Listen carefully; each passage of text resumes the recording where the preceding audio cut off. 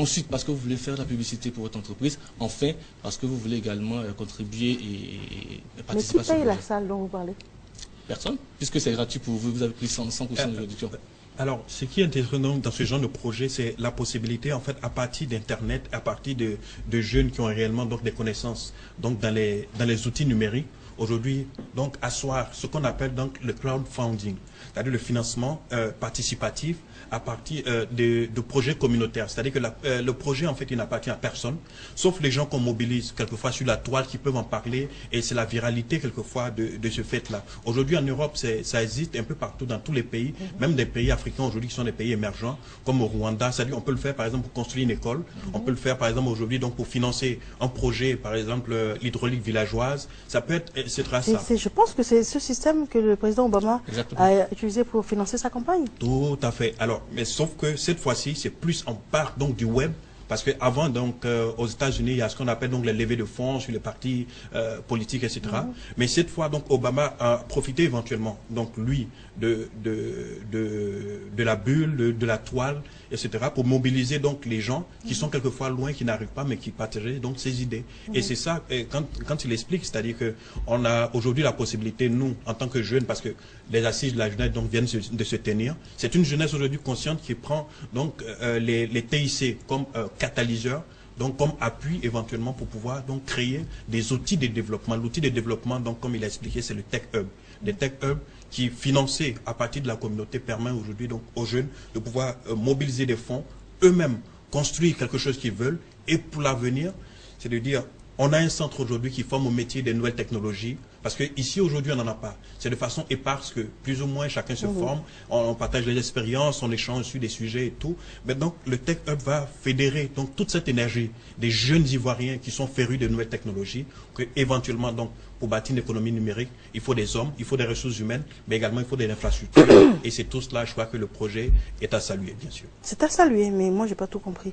Tout à fait. Je reviens sur ma question. Tout à fait. Je paye 2000 francs et je suis visible sur le site internet pendant 2 ans. Oui. Et au cas où j'aurais besoin de financement, qu'est-ce qui va se passer? Alors maintenant, vous venez, quand le Tech Hub sera construit, vous venez de me faire une demande de financement, il y aura un comité qui va statuer. Mais c'est forcément accepté ou non? Ah non, il faut d'abord étudier, votre dossier et puis voir dans quelles conditions on peut faire le financement. Ce qui est intéressant, c'est que le remboursement est à taux zéro.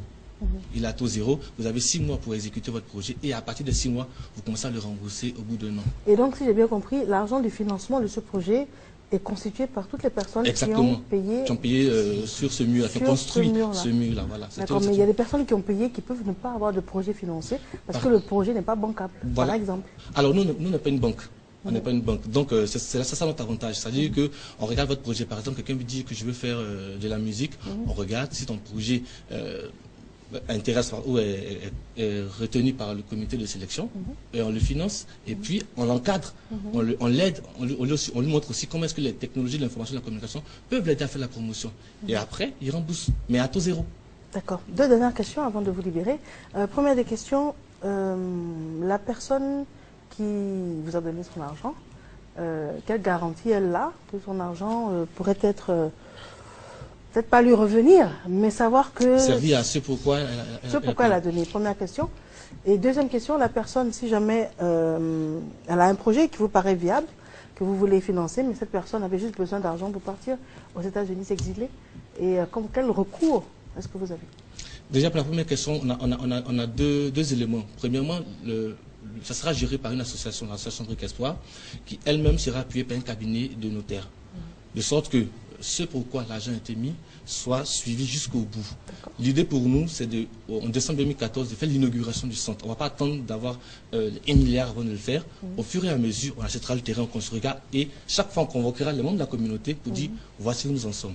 Pour la deuxième question, dans l'idée, c'est que ce qu'un projet soit incubé à l'intérieur du centre. C'est-à-dire, vous venez avec un projet, je veux fabriquer un ordinateur. D'accord.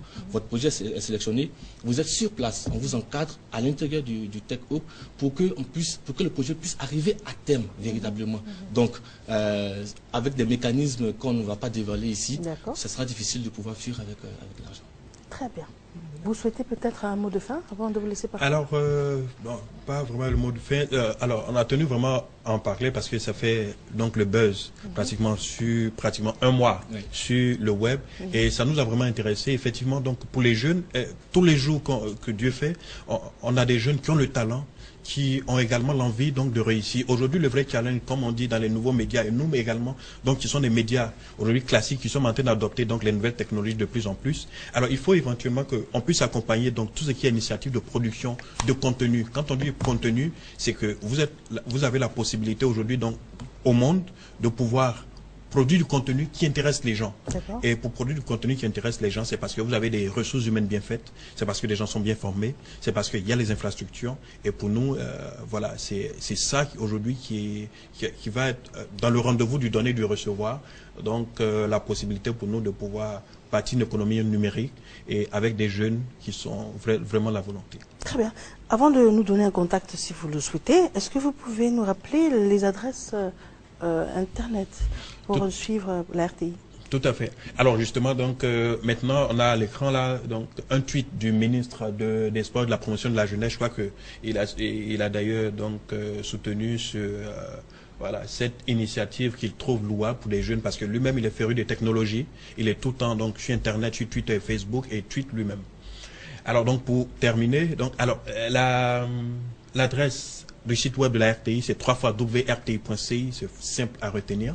Et également la possibilité pour nous de pouvoir échanger avec nous, c'est donc web@rti.ci. Et puis la page Midi Chez Nous, donc pour ceux qui sont sur Facebook, c'est Midi Chez Nous tout simplement. Donc facebook.com/Midi Chez Nous. Et puis également donc le hashtag Midi Chez Nous pour pouvoir donc interagir sur l'émission. D'accord. Je vous remercie. Merci. Monsieur Ouattara Alassina et puis Monsieur Israël Yoruba.